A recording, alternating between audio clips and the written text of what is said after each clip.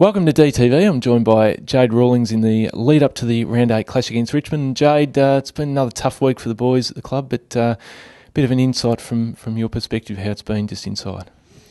Yep, very challenging.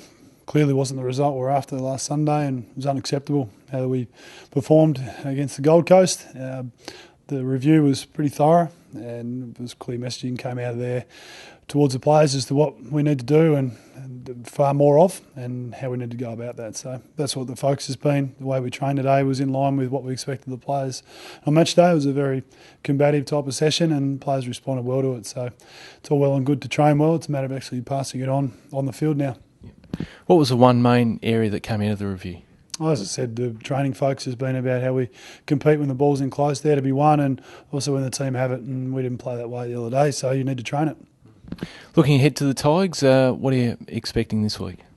We have a lot of time for Richmond. I think they're a very well organised footy side. They play a lot of footy together now, and their performance against Port Adelaide last week was really impressive.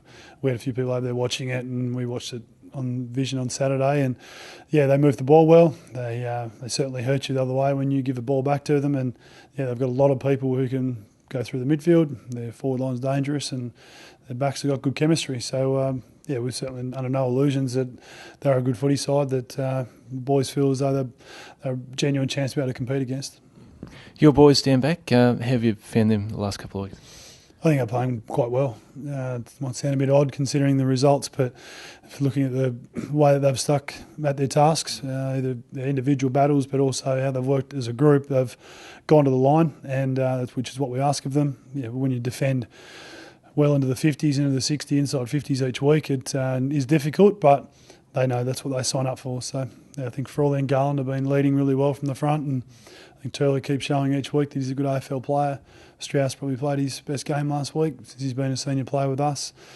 Yeah, those guys I think Sella did a good job on Tom Lynch last week. So yeah, there's some admirable performances, but still the overall result's what we care about, and that was nowhere near what we wanted.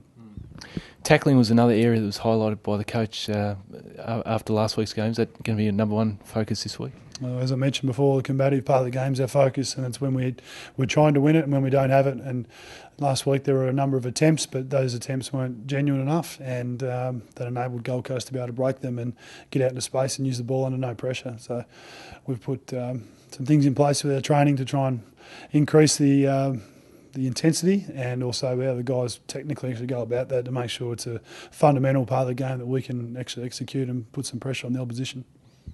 All right, mate. Well, best wishes for this weekend. Another tough encounter, but hopefully much better showing. Thanks, Bergs. Good, mate.